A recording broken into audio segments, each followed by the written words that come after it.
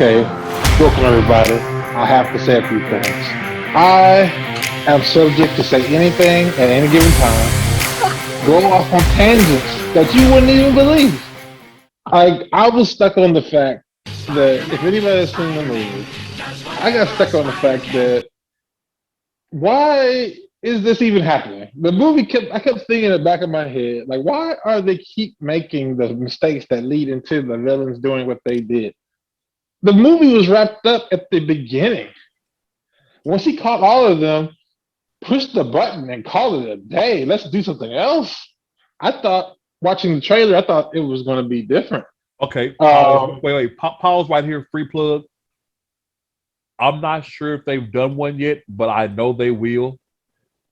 Free shout out to the content creators of how it should have ended, because I guarantee you how it should have ended will have that very scene.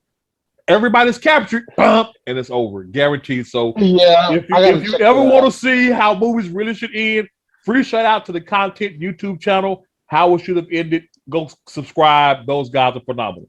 Please continue. And remember, I'm Batman. That is the solution to everything. That is the answer to all. Yeah. I'm Batman. But the thing is, with No Far From Home, No Way Home, No Way Home, is like I wanted to like it, and the parts that I did like were always the Green Goblin scenes. Always, those were the best scenes in the movie. Okay, because wait, also, acknowledge your bias. Acknowledge the bias. I have to acknowledge my bias. I love the first Spider-Man movie because of the Green Goblin. Okay, I quote that. Me and my other brother, we quote that movie still to this day from 2001. I think. You and Breeze still quote Green Goblin? Still quote it. I quoted it this week. And again, for all those who missed the last from beginning up to this point of the podcast, the brothers are me, Big Brother Tuck, Cool Breeze, which is the middle bro, we just call him Breeze, and then we got Papa Frosty right here. So go ahead, Frosty. Now y'all are still quoting. Man, come on. Well, he did kind of make that film.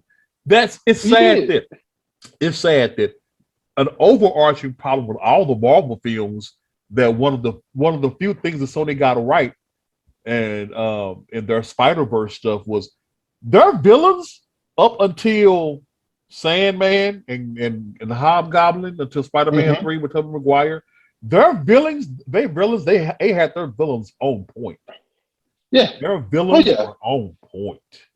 Yeah. I say, but then Marvel always had a problem. Once MCU always had a problem with villains. They did not know what to do with them. They did not know how to make them a villain. They always tried to kind of make them relatable, which is good to a certain extent. Only to an extent. Because go ahead. But you never saw how deep it could go, because it was always like, I'm okay. I'm bad. I do some bad things, but you understand. You know what? And again, here is where they need to take a cue from Sony. The Vulture, who in the comic was always odd to me. In the comic, Vulture is one of the few literally older villains. I mean, Vulture was always like a guy. If you want to put an age to him, Peter Parker and most of those villains were early to late 20s. You could tell the Vulture was headed to midlife crisis. Okay. He was old. Yeah, I thought he was like at least 50, 60, somewhere in there. Older. So the one thing Sony did, Sony was able to show you a relatable bad guy while still keeping him as a bad guy. Yeah. Because if you ask me, Vulture didn't give a damn about collateral damage. Yeah, but to me, if you ask me, in that Spider-Man movie, Homecoming is what it's called? Homecoming, that's the first one. Only reason why I even thought that movie was okay was because of the Vulture. Because it was, and it frustrates you, I guess, as a script. But you always what's the one thing that we all say, Frosty, is that it's a movie, so you have to leave room for disbelief.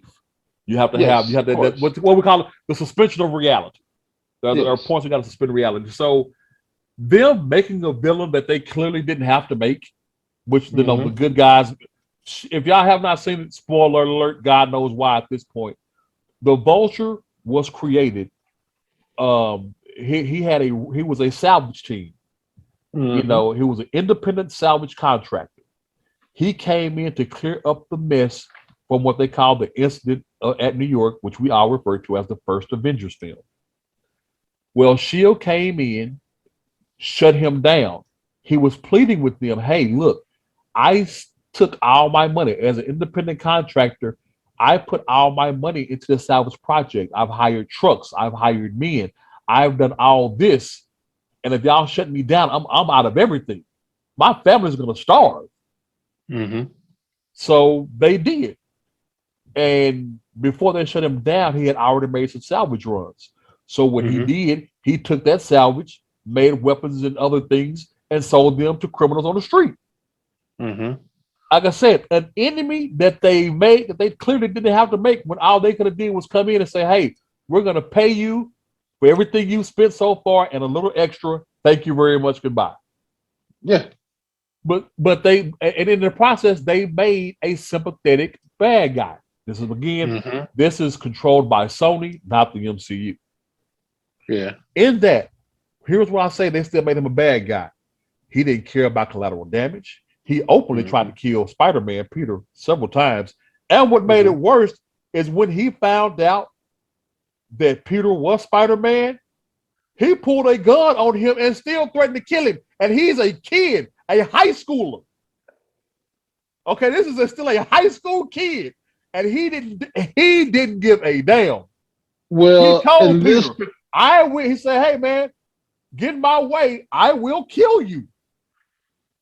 Look, okay. He looked Spider-Man in the eye. He looked Peter Parker in the eye and told him, you get in my way, I will kill you. But here's hot take number 265. If you ask me, I am not a fan of this Spider-Man at all. I don't like his behavior, his attitude.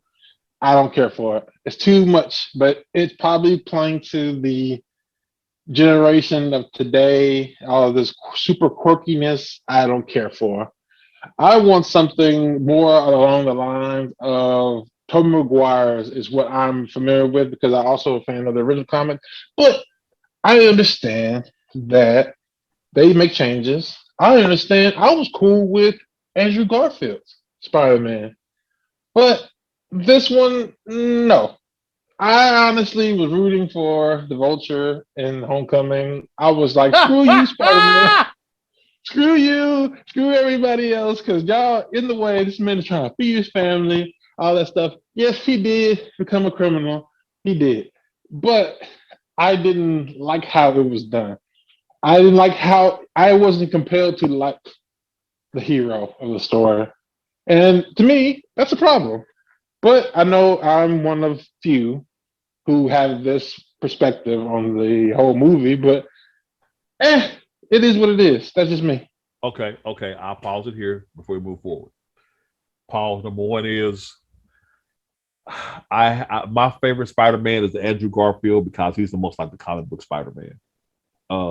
What I mean by that is his mouth. Yeah. The clips and stuff. I agree with that. Yeah. I totally agree with that. To me, that's why I said like this. Andrew Garfield had the better Spider-Man. Tobey Maguire had the better Peter Parker. Tobey Maguire was a much more. He played the Peter Parker role well.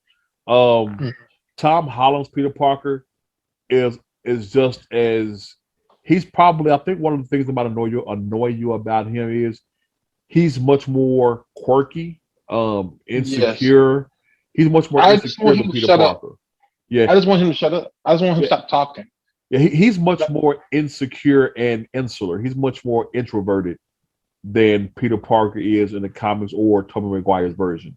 And Tobey Maguire's version, Tobey Maguire was a much more calm Parker, much more quiet, but he wasn't as nervous. He wasn't as skittish. He wasn't a very skittish Peter Parker. I think that also goes to the idea of how things were written back then as well and how society was. Yeah. Like even the quirkiness of the back in the day is not the quirkiness of Yeah. today. Yeah. Yeah. Like The only thing I wish Tom Holland had Andrew Garfield's mouth, because Andrew Garfield was, when it comes to fighting and being a smart butt, yeah, dude, Garfield that had that down. yeah. I just if he was attached to a better story, I think his line of Amazing Spider-Man movie would have continued, and he probably could have actually been in the MCU. But Sony, and all its horrible, lack of wisdom, uh, they did. To me, the way they did the lizard wasn't that good. To me, the story around it was not bad. But Gwen Stacy and About which everything, one? to me, the first one, Okay. the Okay. first Amazing Spider-Man, to me, the story in itself was fine. It was just the part where the lizard, when he was trying to turn everybody to lizard, which I know that's was kind of something he did before, but it was just how it was done. That was poor. But outside of that, like his relationships, his dealing with issues, I was cool with that movie. Even but the second one was they like, hey, hey, we're going off the rails. You know what? We're going off the rails on this. We're gonna do electro. We're gonna do them totally different. Which, okay, I understand different, but they just drove. They got on the train. They got on the bus. They got on whatever. They just said, screw it.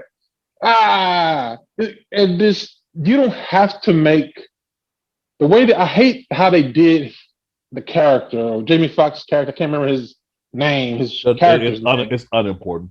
His name is Felix, something like unimportant. that. Anyway, I don't like that. Oh, I'm a nerd, and oh, I don't know, and oh, something. I'm just a pushover. Blah blah blah. And all of a sudden, I got dunked in some tank of electric eels. You could do electric eels, but that the way they did it was stupid. It's like, don't play a character like that. He don't have to be like that. You can show him not having confidence and stuff in a different way. You don't have to show him like just a straight up loser or something like that. You can, I mean, even people who deal with a bunch of crap still have some level of backbone. It's just they get pushed around in certain other areas. So they could have done that way better. And even once he became Electro, they did that weird. It just felt strange. But to Okay. me, the best thing about that movie is when Gwen Stacy died. Because you know what I Frosty, mean. Frosty. That's, you know, part of me No, but let me says I'm explain. gonna have to Let me delete most of explain. this conversation because you're horrible as a human being. Well, let me explain though. The reason Please why do. that scene was the best thing in that movie because of all the stuff that he did with his whole relationship, the turmoil and everything, and how hard he tried to save her, how it was done. Like he gave his all to try to save her. He shot his web. The web kind of had that little thing that opened up like a hand trying to grab her. And I'm thinking, as someone watching the film, I'm like, oh, I've seen this before. He's gonna save her, and then she's gonna be okay. I was pleasantly surprised. I was like, "Oh snap!" She hit the ground.